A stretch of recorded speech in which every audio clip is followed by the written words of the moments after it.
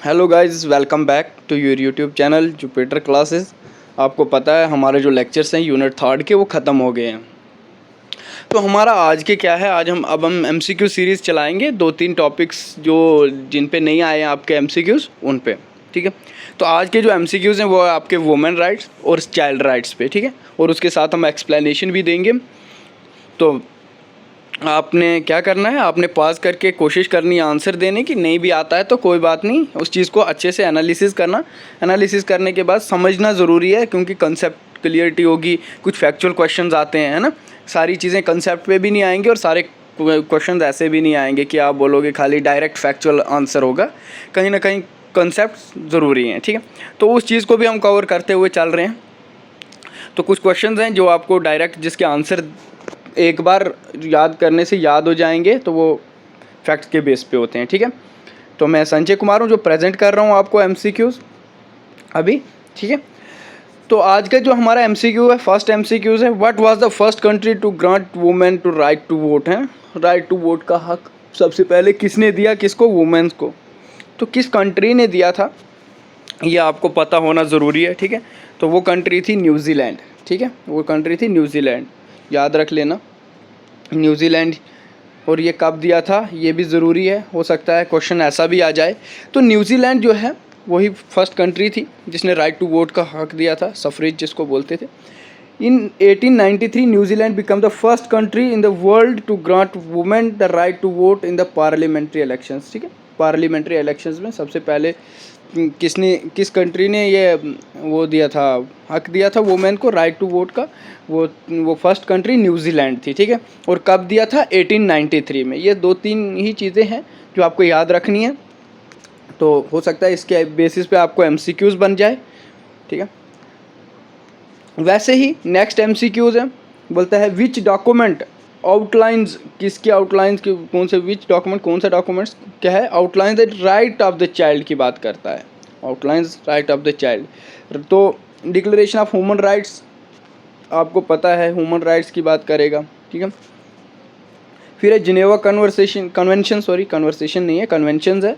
तो ये भी नहीं है, आपको पता है, हमने पढ़ा था कन्वेंशन ऑन द राइट्स किस पे, ऑफ द चाइल्ड के, ठीक है।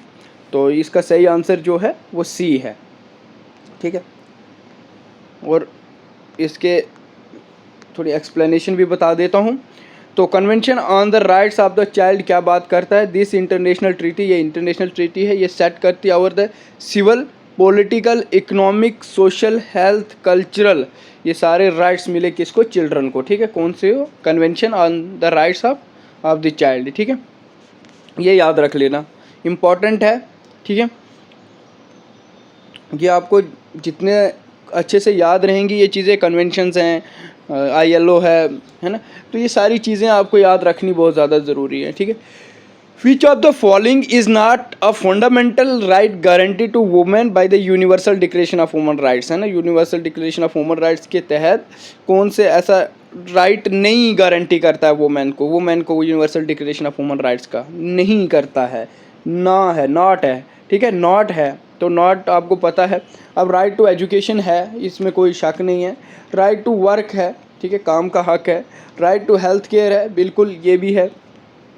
तो कौन सा नहीं है, तो राइट टू ड्राइव नहीं है, ठीक है। ये कोई universal declaration of human rights नहीं है वुमेन के लिए, ठीक है। तो इसको हम एक्सप्लेन करेंगे थोड़ा। राइट टू ड्राइव जो नहीं है, while the right to drive is essential for women mobility in many societies, it is not explicitly mentioned in the universal, यही चीज़ क्या है, उस पर मेंशन नहीं है, किस पे, universal declaration of human rights में, ठीक है। तो अगर आपको समझ आ रही होगी, एमसीक्यूज़ अच्छे लग रहे होंगे, तो आप कमेंट कर लेना, ठीक है। कमेंट और लाइक आपका बहुत ज़रूरी है, ठीक है। तो which of the following is not considered a child right, है ना, जो कंसीडर नहीं किया जाता है child right according to the convention on the human rights. Convention of human rights के तहत कौन सा चाइल्ड राइट कंसीडर नहीं किया जाता है। नहीं, ना का मतलब नॉट का मतलब नहीं किया जाता है, ये याद रखना। नॉट बहुत क्वेश्चंस में आता है, तो कंफ्यूज नहीं होना है, पहले क्वेश्चन अच्छे से समझना है, ठीक है। तो कौन सा हक नहीं है राइट चाइल्ड को, राइट टू एजुकेशन का हक है, ये आपको पता है। राइट टू प्ले का हक है, प्राइवेसी का हक है ना। ये तीन की तीन चीज़ें हैं। लेकिन राइट टू वोट का कि एक बच्चे को नहीं होता है, ये आपको पता है, ठीक है। इसमें आपको बताने की उतनी ज़रूरत नहीं है, क्योंकि आपको पता है एक बच्चे को जो 18 साल से कम है उसको राइट टू वोट का हक नहीं होता है, ठीक है। The convention on the right of the child does not include the right to vote as a children are not typically consider eligible voters due to their age, ठीक है। As की वजह से वो एलिजिबल नहीं होता है, ठीक है, याद रखना। अगर कोई दिक्कत आ रही होगी तो आप कमेंट कर सकते हो, ठीक है। तो आपने कोशिश यही करनी है कि आप ये एमसीक्यूज़ को कोशिश करनी है कि आप खुद से सॉल्व करो, ठीक है। जितने अच्छे से खुद से सॉल्व करोगे उतना ज़्यादा आपका फ़ायदा होगा, ठीक है। पेपर में आसानी हो जाएगी आपको समझने में, ठीक। Which amendment of the United State constitution guaranteed women the right to vote, कौन से अमेंडमेंट के तहत क्या है यूनाइटेड स्टेट कॉन्स्टिट्यूशन गारंटी करता है किसको, वुमेन्स को राइट टू वोट, ठीक है, याद रख लो। ये भी इम्पॉर्टेंट है। कुछ क्वेश्चंस हैं जो हमने ऐसे हो सकता है लेक्चर्स में ना टर्म आई हो, ठीक है, लेकिन ऐसे बता रहे हैं, तो इसीलिए एमसीक्यूज़ भी उतने ही इम्पॉर्टेंट है जितने आपके लेक्चर्स इम्पॉर्टेंट है, ठीक है। तो दोनों को साथ में रख के चलना है कि हाँ, अगर हमने लेक्चर पढ़ा है तो उसका कोई कुछ फ़ायदा हो भी रहा है या खाली पढ़ ही रहे हैं, ठीक है। एमसीक्यू सॉल्व होंगे इसका मतलब आपका लेक्चर भी कहीं ना कहीं कोई फ़ायदा दे रहा है, ठीक है। तो इसमें जो इसका आंसर है वो सी है, 19th अमेंडमेंट के तहत हुआ था, ठीक है। तो कैसे क्या है एक्सप्लेनेशन भी है कि करेक्ट आंसर 19th अमेंडमेंट है, ठीक है, रेटिफाइड इन द 1920 को, and the 19th amendment of United State constitution guaranteed women the right to vote, ठीक है, याद रखना। यूनाइटेड स्टेट की बात कर रहा हूँ। तो नेक्स्ट क्वेश्चन है which what organisation oversees the implementation, किसके implementation of the convention on the right of the child, ठीक है, राइट्स ऑफ द चाइल्ड, ठीक है। कौन सी ऑर्गेनाइजेशन थी जिसने इम्प्लीमेंट किया था, क्या इम्प्लीमेंटेशन थी, implementation of the convention on the rights of the child, ठीक है। कन्वेंशन आपने पढ़ा भी ऊपर, ठीक है। तो वो किसके तहत आई थी, UNICEF, ठीक है, याद रख लेना, इम्पॉर्टेंट है, इसके तहत थी। थोड़ी इसकी एक्सप्लेनेशन भी बता देता हूँ। UNICEF the United nation children fund, ठीक है, वर्क्स ग्लोबली, ये किसका काम करता है, वर्क करता है globally to uphold the rights of the children, हर किसी के, पूरे ग्लोबल की, ना कि खाली एक किसी पर्टिकुलर कंट्री की नहीं। UNICEF क्या है, यूनाइटेड नेशन चिल्ड्रन फंड्स है, ठीक है, जो वर्क करता है globally to uphold the right of the children, जो किसके लिए अपहोल्ड करता है, uphold the rights of the children including monitoring the implementation of the convention on the rights of the child, ठीक है, इसके लिए। तो ये चीज़ें आपको पता होनी चाहिए, इसको आप नोट कर लेना, ये क्वेश्चन डायरेक्ट वाले हैं, ठीक है। तो नेक्स्ट है in which year did the United Nations adopt the convention on the elimination of all forms of discrimination against women, किसकी बात करता है, बोलता है कौन से ईयर में क्या आया था। इसका तो आंसर भी मैंने यहीं पे रख दिया है, ये अब फ़ायदा तो है नहीं, लेकिन चलो आपको याद रखना है, ये ज़्यादा इम्पॉर्टेंट है, ठीक है। मेरे दिखाने से, यहाँ पे दिखाने से आपको कोई बेनिफिट नहीं है, ठीक है। पेपर में अगर आप कर लेते हो अच्छे से तो ही फ़ायदा है। In which year did the United Nation, कौन से ईयर में यूनाइटेड नेशन ने अडॉप्ट किया था क्या, the convention on the elimination, किसका elimination of all forms of, चाहे वो कोई भी फॉर्म्स हो डिस्क्रिमिनेशन अगेंस्ट वुमेन को, उसको ख़त्म करने की बात किस उसमें थी। तो ये आपको खुद से याद रखना है, ठीक है, 1979 थी। ये तो आंसर आपको शो भी हो गया है, बट चलो ठीक है, याद रखना इम्पॉर्टेंट है। आंसर अभी देखना है उतना इम्पॉर्टेंट नहीं है, बट याद रखना आपको ज़्यादा इम्पॉर्टेंट है। United nation general assembly adopt कब किया था, अडॉप्ट उन्होंने CEDAW 8 दिसंबर 1979 में, ठीक है, ये याद रख लेना। मतलब CEDAW की जो फुल फॉर्म है वो भी याद रखनी है आपको, ठीक है। ऐसा भी आ सकता है कि CEDAW क्या है, तो convention on elimination of all forms of discrimination against women ही है, उसी को बोलते हैं CEDAW, ठीक है, याद रखना इंपॉर्टेंट है, इसीलिए बार बार बोल रहा हूँ। नेक्स्ट क्वेश्चन है आपका, what is the minimum age, minimum age कितनी होनी चाहिए और किसके लिए minimum age for child labour according to किसके अकॉर्डिंग, लेकिन इंटरनेशनल लेबर ऑर्गेनाइजेशन जिसको ILO भी बोलते हैं, ठीक है। ILO की फुल फॉर्म क्या है ये आपको याद रखनी इंपॉर्टेंट है, ठीक है। और कि इसके तहत मतलब मिनिमम एज क्या है चाइल्ड लेबर की, तो मिनिमम एज उसकी है, बहुत से बच्चे यहाँ पे कंफ्यूज हो जाएंगे, शायद 18 है, लेकिन ILO के तहत चाइल्ड लेबर की मिनिमम एज क्या है, 14 है, ठीक है, याद रखना। ये है, इसकी थोड़ी एक्सप्लेनेशन बता देता हूँ। 14 ईयर्स है। ILO set the minimum age for employment in 14 years with certain exceptions for light work of the, ठीक है, लाइट वर्क की बात करेगा 13 ईयर्स से स्टार्ट है।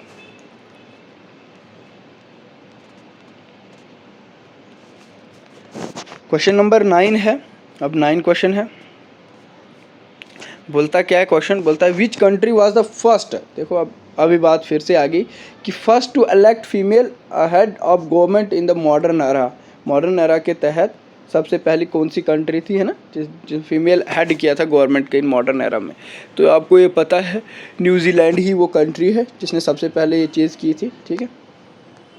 अब क्या है मैं आपको बताता हूँ उसकी हेड गवर्नमेंट का क्या था, क्योंकि उसकी जो प्राइम मिनिस्टर थी वो फीमेल थी, ठीक है। The correct answer is C, ये आपको पता है न्यूजीलैंड है। In 1960 New Zealand elected Demi Shipley, ठीक है, Shipley as its first female prime minister, ठीक है, उसने ही उसका ही फर्स्ट फीमेल प्राइम मिनिस्टर था।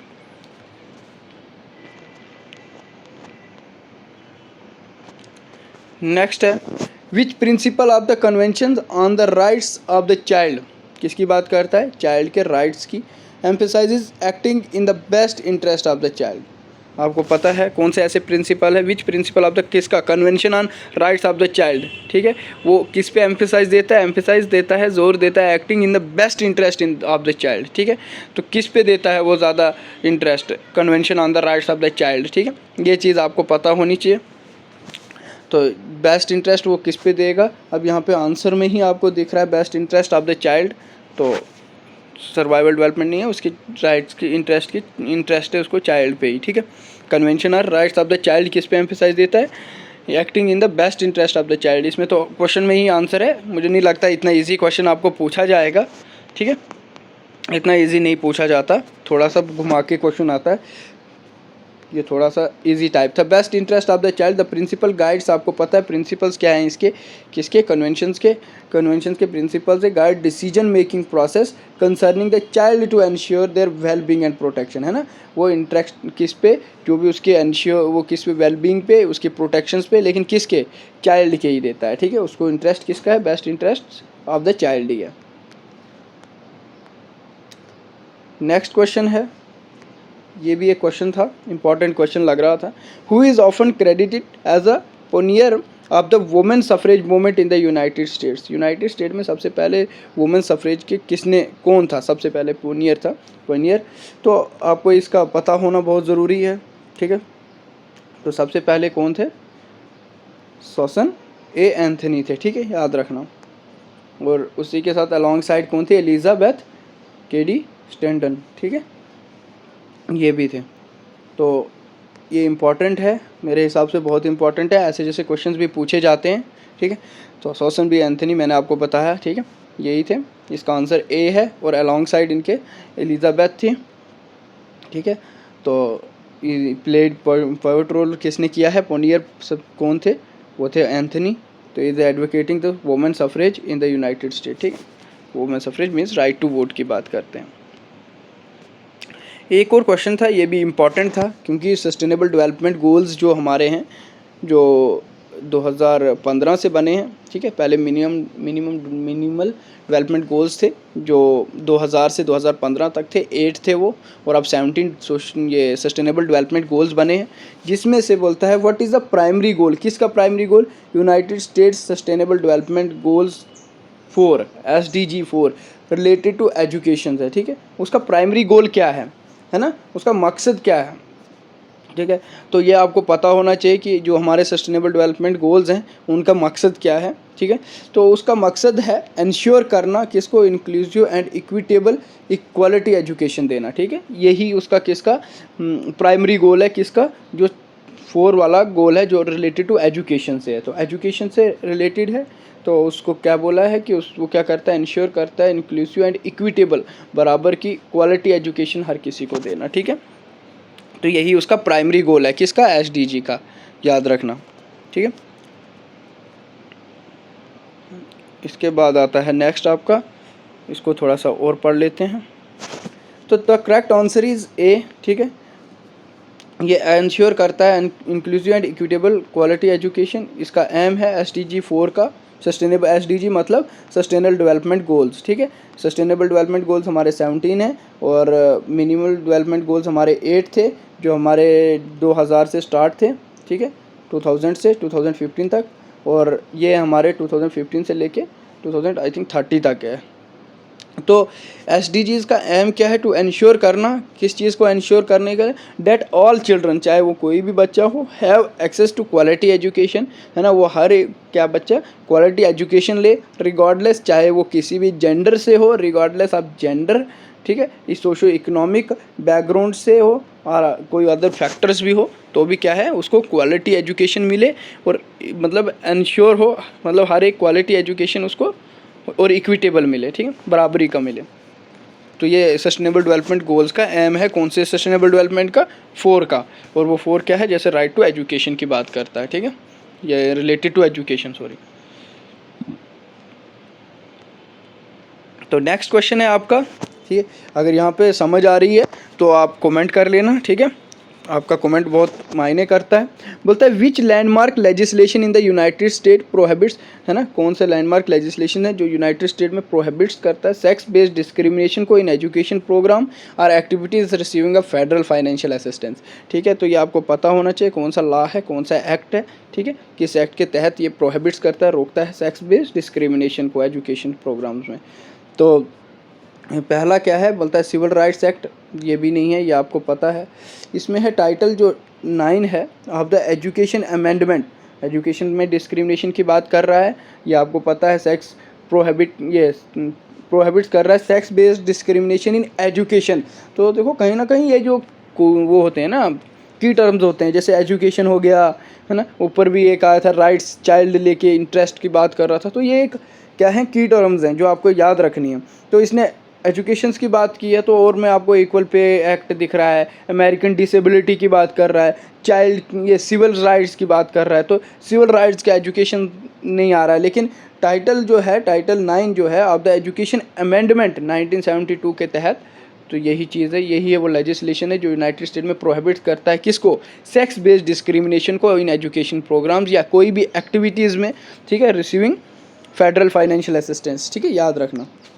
तो इसका सही आंसर जो है वो यही है। थोड़ा सा इसको भी पढ़ लेते हैं, इम्पॉर्टेंट है, ठीक है। Title 9 of the education amendment 1972, ठीक है, यहाँ डेट याद रखनी है। ये क्या करता है, ये प्रोहिबिट्स करता है डिस्क्रिमिनेशन को किसके बेसिस पे, सेक्स इन एजुकेशन प्रोग्राम या एक्टिविटीज़ कोई भी हो जो रिसीव फेडरल फंडिंग है, ठीक है। नेक्स्ट क्वेश्चन है, इम्पॉर्टेंट है, ठीक है, इम्पॉर्टेंट है, पेपर में आ सकते हैं ऐसे, जैसे क्वेश्चन ऐसे ही बनेंगे और कोई आसमान से नहीं आएगा, ठीक है, इन्हीं में से कोई क्वेश्चन होंगे, कोई आर्टिकल्स में से होंगे, कोई किससे होगा, ठीक है। तो आपको सारी चीज़ें पढ़नी है, कवर करनी है। What is the term for the practice of recruiting की, हार्बरिंग की, ट्रांसपोर्टिंग की और obtaining a child for the purpose of exploitations, ठीक है। तो आपको ये पता होना चाहिए, ठीक है, जिसको आप क्या बोलते हैं, किसके लिए, प्रैक्टिस ऑफ रिक्रूटिंग, कोई भी रिक्रूटमेंट है उसके लिए प्रैक्टिस करना, या हार्बरिंग के लिए जो विचार करना, है ना, ये, या पनाह देना जिसको बोलते हो आप। ट्रांसपोर्टिंग की बात करते हैं किसको, obtaining a child for the purpose of exploitation, किसके लिए, क्या पर्पज़ है उनका, उनको एक्सप्लॉयट करने के, ठीक है। तो एक्सप्लॉयट की बात आती है, एक्सप्लॉयटेशन है, तो ट्रांसपोर्टिंग की बात है ना, तो चाइल्ड लेबर है, काम की बात होती है, काम में आता है। चाइल्ड अब्यूज़ आपको पता है, चाइल्ड निगलेक्टेड, ये जिसको नहीं पता है वो ज़रूर, ठीक है, वो हमारे जो लेक्चर्स हैं उसमें हर चीज़ है, नेगलेक्ट पे भी मैंने बोला हुआ है उसमें, ठीक है। तो इसका आंसर जो है वो है ए, चाइल्ड ट्रैफिकिंग, बच्चों की तस्करी करना, ठीक है। तो उसकी बात करता है ये, थोड़ा एक्सप्लेनेशन करता हूँ आपको, ठीक है। तो child trafficking involves the exploitation of children for various purpose, है ना, बहुत से पर्पज़ के लिए क्या किया जाता है, ट्रैफिकिंग किया जाता है बच्चों को, आपको पता है, तस्करी की जाती है बच्चों की, है ना। तो चाइल्ड ट्रैफिकिंग इन्वॉल्व बहुत सी एक्सप्लॉयटेशन है, किसके पर्पज़ पे, चाहे वो फोर्सफुली लेबर के लिए उनको ले लेते हैं, है ना, या उनको सेक्सुअल एक्सप्लॉयटेशन या चाइल्ड सोल्डरिंग के लिए, ठीक है, याद रखना। तो ये आपको पता होना ज़रूरी है, ठीक है। नेक्स्ट क्वेश्चन है इन विच ईयर, है ना, in which year did the United Nation adopt the Beijing, कौन सी डिक्लेरेशन है, ये याद रखना, है ना। यूनाइटेड स्टेट ने कब अडॉप्ट की थी, कौन सी, Beijing this declaration and platform of for action landmark documents, किसके लिए, वुमेन राइट्स के लिए। तो कौन से साल में, ये बहुत इंपॉर्टेंट है, ठीक है, ये डायरेक्ट क्वेश्चन है, अगर ये आएगा तो अगर आपको पता होगा तो आप आंसर भी जल्दी करोगे, ठीक है, इसमें आपकी आसानी हो जाएगी। तो इसका जो है वो 1995 ही डेट है, ठीक है, याद रखना, इम्पॉर्टेंट है, क्योंकि वुमेन राइट्स की बात चल रही है तो वुमेंस के बारे में बोल रहा हूँ मैं। 1995 है the Beijing declaration platform for action and adopt the 4th world conference, कौन सी, 4th वर्ल्ड कॉन्फ्रेंस थी on women held in Beijing में हुआ था, चाइना, 1995 में, ठीक है, ठीक है। नेक्स्ट क्वेश्चन है who was the first women to be appointed to the United States Supreme Court. देखो, हो सकता है ऐसा भी क्वेश्चन आ जाए कि फर्स्ट वुमेन कौन सी थी जो अपॉइंटेड की थी, किधर, appointed to the United States Supreme Court में, ठीक है। तो ये आपको, ये डायरेक्ट क्वेश्चन हैं, ठीक है, तो ये आपको याद रखने हैं, ये है सेंड्रा डे ओ कॉनर, ठीक है, ये आपको याद रखने, ये डायरेक्ट क्वेश्चन है, यही अपॉइंट की गई थी। तो सेंड्रा डे कॉनर जो हैं, O'Connor, Sandra Day O'Connor was appointed by president, ठीक है, रोनाल्ड रेगन इन 1981 में and served as associate justice to Supreme Court until 2006, ठीक है।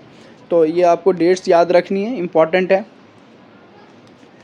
तो what international day is observed on November 20 to promote child rights world wide, कौन सा international day observe किया जाता है November 20 को, किसके लिए, प्रमोट करने के लिए, किसको, चाइल्ड राइट्स वर्ल्ड वाइड, है ना, चाइल्ड राइट्स वर्ल्ड वाइड की बात करता है, ये भी याद रखना, क्वेश्चन से भी आप कुछ चीज़ें समझ रहे होगे, वर्ल्ड वाइड की बात की है तो पूरे वर्ल्ड की बात है, ठीक है, तो उसका आंसर बताना है आपने। तो इसमें जो इसका आंसर है वो है ए, यूनिवर्सल चिल्ड्रन डे, क्योंकि यूनिवर्सल वर्ल्ड वाइड की बात है तो वो चिल्ड्रन डे ही है जो वर्ल्ड वाइड जो है 20 नवंबर को होता है, ठीक है। तो एक्सप्लेनेशन भी देता हूँ कि कैसे क्या है, ठीक है। तो यूनिवर्सल चिल्ड्रन डे जो है वो 20 नवंबर को होता है। This day so as a reminder of the importance of promoting, किस लिए है, इम्पोर्टेंस देता है कि इसको प्रमोटिंग के लिए, and protecting the rights of children globally, ठीक है, चिल्ड्रन को ग्लोबली वो राइट्स के लिए, ठीक है, ग्लोबली है, वर्ल्ड वाइड है, ठीक है।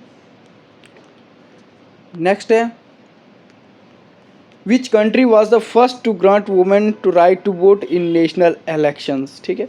तो ये ऐसा ही क्वेश्चन हमने पहले भी मिलता जुलता क्वेश्चन था, ठीक है, तो बिल्कुल वही था, अब उसमें टर्म्स हो सकता है दूसरी हो, है ना, तो मिलता जुलता क्वेश्चन था कि कौन सी कंट्री ने फर्स्ट टू ग्रांट वुमेन्स को राइट टू वोट का हक दिया था नेशनल इलेक्शंस में, तो वो थी न्यूजीलैंड। ये आपको पता है, मुझे बोलने की ज़रूरत तो नहीं थी। अब ये कब दिया था ये इम्पॉर्टेंट है। दो न्यूजीलैंड जो है granted women to right to vote in national election is 1893, ठीक है, तो ये आपको याद रखना है, इम्पॉर्टेंट है इसीलिए बोलता हूँ, ये आप नोटबुक में नोट कर सकते हो, ठीक है। तो नेक्स्ट क्वेश्चन है which United Nation agency leads to efforts to combat, किसके लिए combat, child labour and promote the elimination of child labour world wide, ठीक है, उसके लिए नेशनल एजेंसी ने लीड्स बहुत से एफर्ट्स लगाए थे, किस चीज़ के लिए, कम्बैट करने के लिए, child labour and promote the elimination of child labour, है ना, उसको ख़त्म करने, एलिमिनेशन चाइल्ड पूरे वर्ल्ड वाइड में। तो कौन C United Nation agency lead करती है इसको, तो ये क्वेश्चन है। तो ये लेबर की बात है तो ILO पे आ जाओ, है ना, आपको पता है, ये बोलने की मुझे उतनी ज़रूरत नहीं है, बट हाँ ILO क्या है ये आपको याद रखना है, WHO क्या है ना, UNESCO यूनेस्को क्या है, तो ये सारी एब्रिविएशन क्या हैं आपको रट लेनी है, ठीक है, ये याद करके ही याद होगी। तो इंटरनेशनल लेबर ऑर्गेनाइजेशन है जो लीड करती है global efforts to eliminate child labour को ख़त्म करने के लिए and promote decent work for all including through conventions policies and programmes. ठीक है, इसके तहत ये क्या करते हैं, काम करते हैं, कन्वेंशंस वगैरह इन सब के तहत।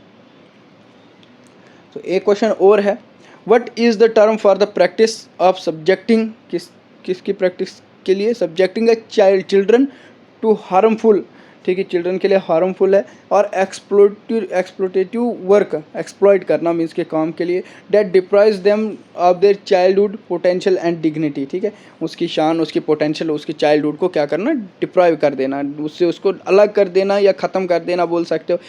चाइल्डहुड होता है, एजुकेशन से उसको डिप्राइव करना है ना, पोटेंशियल से। तो आपको पता है ये सारी चीज़ें कहाँ पे आपको मिलती है, चाइल्ड लेबर में। ठीक है, ये मुझे बोलने की ज़रूरत नहीं है, जब हमने लेक्चर पढ़ा था तब यही बात हुई थी कि चाइल्डहुड, पोटेंशियल, डिग्निटी है ना, इन सारी चीज़ों का ख़त्म होना, तो वो चाइल्ड लेबर ही था। ठीक है, तो बता देता हूँ थोड़ा चाइल्ड लेबर के बारे में। चाइल्ड लेबर क्या करता है, रेफ़र करता है to work that is mentally, चाहे वो मेंटली हो, फिजिकली हो, सोशली हो, है ना, और मॉरली हो, harmful children and interferences with their schooling. ठीक है, याद रखना। तो ये आपके कुछ MCQs थे। ठीक है, अगर आपको अच्छे लगे हों तो कमेंट कर देना, लाइक करना वीडियो को। ठीक है, तो आपका कमेंट, आपका लाइक ही क्या है, हमारे लिए मोटिवेशन है। ठीक है, तो थैंक यू, आज का यही है। तो अब नेक्स्ट MCQs आएंगे। ठीक है, फिर 4th यूनिट भी स्टार्ट हो जाएगा आपका, तो फिर सिलेबस भी जल्दी ख़त्म होगा, वो बात नहीं है। सिलेबस अभी आपके पास टाइम है। ठीक है, आप सिलेबस ख़त्म नहीं करो, आप टॉपिक्स को समझ के ख़त्म करो। ठीक है, सिलेबस ख़त्म करना हर कोई कर लेता है, बट समझ के ख़त्म करना वो अलग चीज़ है। ठीक है, कंसेप्चुअल क्लियरिटी रखो ताकि जितना पढ़ा है कम से कम उसमें से क्वेश्चन नहीं छूटना चाहिए। ठीक है, तो थैंक यू।